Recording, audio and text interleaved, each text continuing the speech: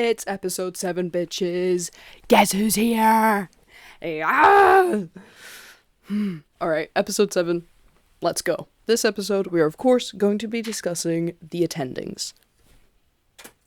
Not as cool as last time, but I'll take it. That's Robbie, Al-Hashimi, and Abbott.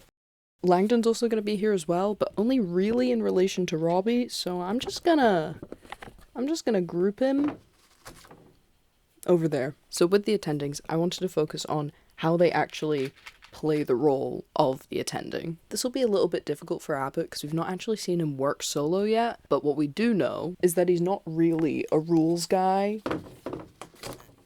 Of course he wants to make sure that everyone survives and everyone is safe, but he's not going to prioritize procedure over that. He's also a veteran and an amputee and kind of like the more therapized version of Robbie. Not perfect, but doing a whole lot better. As I said, Robbie and Abbott are quite similar, but kind of in season 2, they're less so. Robbie has become a lot more clinical. He's much more focused on getting patients in and out. Not enough to put any patients in active danger, but enough to come off as a bit pushy. He's also getting good at checking in on his residents, but less so at following through if they're actually feeling a bit rough. And then Al-Hashimi feels like she's gonna be the more clinical person, especially because of her friendship with Gloria. But as the series has gone on, we can see her prioritizing patients over everything, even staff. Did I spell patients wrong? Again, this isn't too bad, but it does feel like it's gonna come back to bite her if the staff are affected too much. So Robbie is prioritizing the staff, Al-Hashimi is prioritizing the patients, Abbott is doing kind of whatever he wants. So of course, this episode is where Abbott finally comes back into the fold, as well as Ellis, another member of the night shift staff who we fucking love. He comes in with like the SWAT team, which we learn he's a medic for, and also we learn that he apparently never gets any sleep. He also meets Al-Hashimi for the first time, and they kind of hit it off. Don't take that husband away from his husband.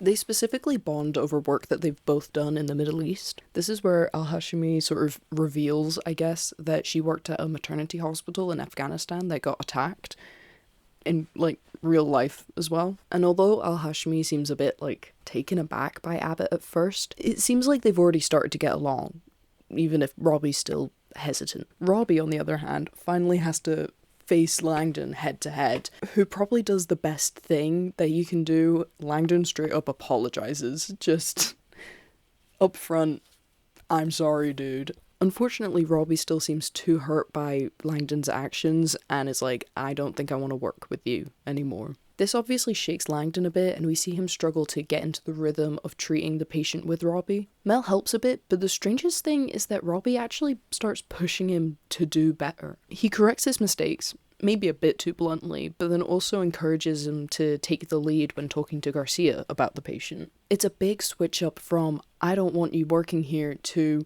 come on, earn your place. I think it's also important to point out that Al-Hashimi seems to be settling into her role quite a bit better. She compliments Robbie on his speech about Louis, probably surprised at the first sort of show that Robbie actually cares about a patient beyond their physical health. She also says a few encouraging words to Santos and doesn't even mention her charting, much to Santos's surprise. So we're seeing Abbott and Al-Hashimi surprisingly getting along. Initially, it seems like they might butt heads with the different ways they like to do things.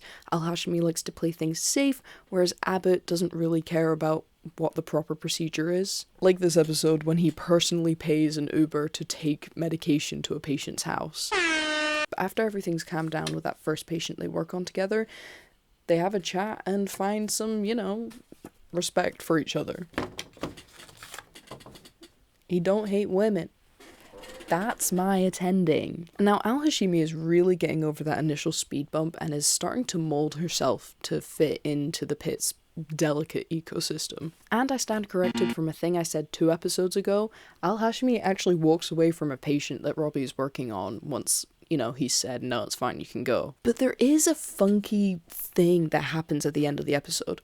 Obviously, there's the big event where the hospital's electronics get shut down.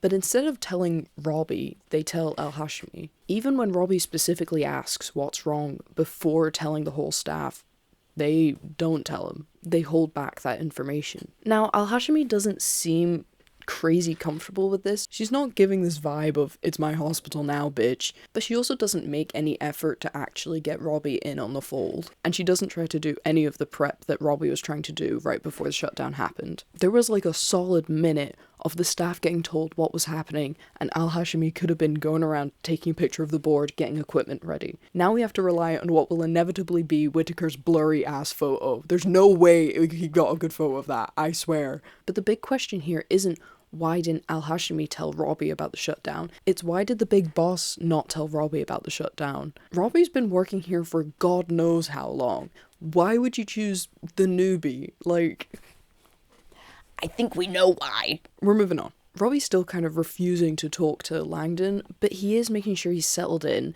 and then checking in on Whittaker, Santos, and Mel. The check-in with Santos is particularly interesting to me though, because he obviously asks about her, but he also asks how Santos and Whittaker are doing as roommates. Now, as I've said in past episodes, to me, Whittaker feels like he's doing fine. Yeah, it's been a rough shift, but he's not, like, crying on the floor. He's doing the job. But Robbie specifically asks about things at home and if things are okay. You know, I don't know why he's concerned. Maybe there's a chance he's noticed something that I haven't, but I don't know, that feels like something for a future episode, so we'll put a pin in that. What these check-ins do feel like is some sort of like goodbye tour before he goes for his, Zoom therapy. Same with the Langdon situation, because he says, I don't think I want you working in my ER, but he's not even going to be in the ER for the next 3 months or so, and I think maybe Robbie understands this. Robbie has seen Al-Hashimi giving Langdon a chance, and I think this is Robbie respecting that. He's letting Langdon get back into the swing of things, even if he does still feel hurt from last season. If we look closer at the conversation that they have on the roof, I think we can kind of get that vibe from what Robbie says. Langdon mentions the Pitt Fest shooting and how hard a day that was for Jake. Robbie's sort of half-stepson, this guy. And Robbie says it was a lot for all of us to go through, which is correct. I'm gonna say he's not just talking about the shooting, he's also talking about Langdon's betrayal. I think this is his way of saying he's still hurt by this, and not in a way that you can fix with apologies. Even the specific phrase, I don't think I want you working in my ER, is very unsure language. It's not, I don't want you working here, or I never want to work with you again. It's, I don't think I want to work with you. And it could just be to soften the blow, but it also feels like it could be a small opening. I think his feelings on Langdon are kind of in flux. He doesn't know if he can work with him again, but that's not a no. It's more like a very Robbie way of saying, I don't have the answers, come back later. Also, just a little thing, this line that Robbie says, still the boss. When you see me in here, still the boss. If this is some sort of foreshadowing for him coming back as a patient and being like, I don't know, don't operate on me, I'm the boss or some shit. I just feel like it is. Fucking give me 3 cc's of blood and all that shit. And they're like, no dude, you're the patient. He's like, no. So for the attendings, I think this episode is really setting up how they're all going to be working together for the next few episodes. So far, I think they're setting up for a pretty clean handover. Al-Hashimi and Abbott, they seem to be getting along fine. Al-Hashimi seems to be trusting Robbie for the moment, and Robbie is making sure that all of his residents and students are in a good place. So, maybe we're gonna have a chill few episodes for the last half of the season, It might be good. There's one thing that's bugging me. The big bosses definitely have some sort of favoritism towards Al-Hashimi. Is this actually surprising? No. We know from the first episode that Al-Hashimi is, best buddies with Gloria, I mentioned her already, I can't remember what her title is. I'm sorry, Gloria. You're not even in this season so far, so how am I meant to remember? But also the fact that Robbie's being treated like he's already gone is kind of, irksome. Now, I don't know the laws around, firing people on their sabbatical, but it does feel like they're trying to push out Robbie permanently. I've seen it happen. When a section of your company isn't working how you'd like, you wait for an opportunity, like the boss going on a 3-month sabbatical, and you shoehorn in someone who will do exactly what you want. Now, I don't know if Al-Hashimi is, like, privy to this, if it is happening, but I wouldn't be surprised if they told her, hey, go in there and make as many changes as you can to improve patient satisfaction scores. Even if she is only there for the 3 months, that's a lot of time for changes to be made and for the staff to get used to them, which is the key thing. And in another route, I honestly wouldn't be surprised if at this point, Al-Hashimi wins over Robbie so hard that he just quits. I can see him having enough self-hatred to be like, oh, the hospital will be fine without me. I don't know why he's English. It's because I can't do an American accent. The hospital. Let me try and do my best Robbie impression. This hospital will be fine without me. Dana. I don't know why I've got him in a whisper. Alright, that's it for the attendings, but just to keep you on your toes, I also want to talk about Javadi and Santos. Starting with Javadi. She's got a couple of pretty interesting storylines this episode. First of all, when dealing with the family of the student who has, like, this mental break. And second, when dealing with her dad and family situation. She has this lovely talk with the psych patient's sister who's feeling hurt and betrayed that her parents hid their family mental health history. Javadi explains that some families just have a really hard time talking about mental health. Now, this might be a stretch, but from what we know about Javadi and her family, it could be that she's talking from experience. I don't know if that's the case, but it definitely feels like something that could come up again later in the season. Now, discussing her family, this episode we really start to see the sort of full weight of having to pick a residency sneak up on her. Her mum wants her to go into surgery, and then her dad is giving her options, but is still applying that pressure. Javadi's pretty self-aware about this, but she's also still very unsure about what she wants to go to. There is some theories that she'll go into psych, considering her work with the previously mentioned patient. But the important thing is that her mum is stressing her the fuck out and it's already a shitty day. Leave her alone, it's her birthday. Then we're going to Santos. I'm assuming we've all watched the episode, so we all know about the big thing that gets revealed. I'm gonna try and talk about it briefly because it's quite dark and I don't really feel qualified to talk about it without genuinely triggering some people, so careful. I'll put a time code just when I stop talking about this aspect of her. Stay safe. I just found it very interesting the way that they revealed this past coping mechanism of hers. The bathroom scenes in the pit are very interesting. They're always a place for characters to have breakdowns, reveal secrets, or like let out their frustrations. But this isn't like that. This isn't a conscious reveal. This is just part of Santos's daily life. She isn't in the bathroom to have a breakdown or gaze into the mirror while she questions her relationship with Garcia. She's just having a piss break. At worst, this feels like it could be a warning, like, look at what she's done in the past, maybe she could do it again in the future. But I think it could also just be like a sprinkling of character development, in the same way that we get told that she's seeing a counselor. Or similar to the way that we find out that Santos has the voice of an angel.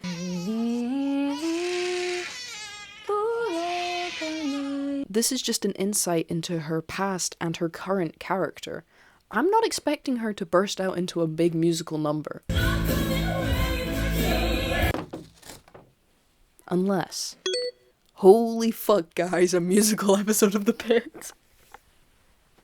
I don't give a fuck. Give me that. Put it on fucking SNL or whatever the fuck you do. I'm just happy that we're getting more moments with Santos because she was getting far too many haters in season 1. Okay, now that we've covered all that, it's time to get into the fun part of the episode. For me, because it's really easy to film. Honestly, it's great. I just have my laptop and I go, woo! Anyway. Okay, Dana is sane certified and fucking incredible in this episode. Can't believe I didn't talk about her. I'd blame someone, but it's only my fault. Mohan's mum is putting stuff in her room. I don't know why. I don't know if it's Mohan's stuff or if it's her mum's stuff. I know she's leaving for that cruise, but like... so I'd guess it's her stuff going into Mohan's place. But like, I don't know, really. Mel's sister has a stomach ache. Stay strong, Becca. If anyone hurts you, I'll fucking kill them. Oh my god, yes. Joy is not taking any more shit from Ogilvy. Fucking, I never thought the day would come. Just murders him in plain sight and everyone's like, good. Good. I just want to shine a little light on this flirty moment between Robbie and Abbott. Thought you left us already for the open road. I miss seeing you in uniform. You should see me as a flight attendant. It's so funny.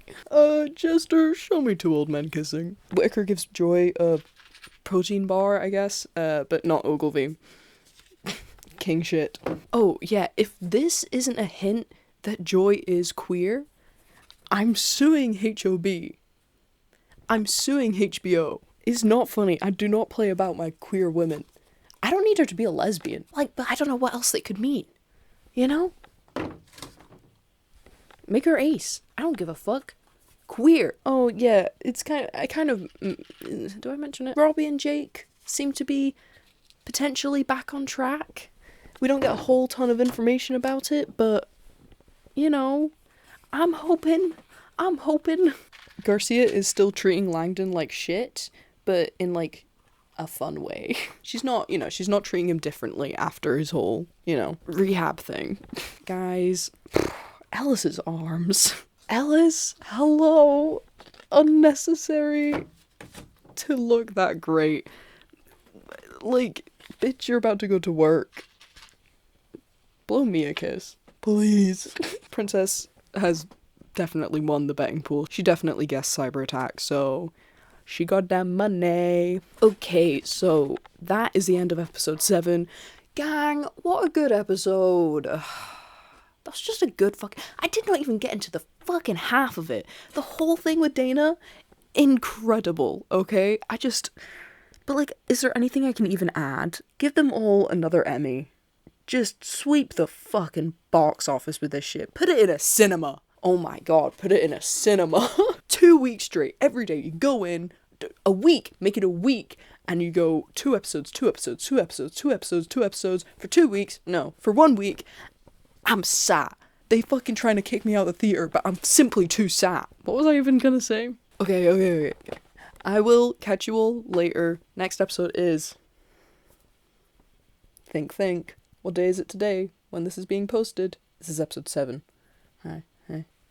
See you on Thursday. I have a link tree in the bio if you need to check out my other shit. I've got, like a TikTok and whatever the fuck. I'm gonna try and posting it better. I still have this from a couple episodes ago. I'm so tired. Okay. Ta-ta for now.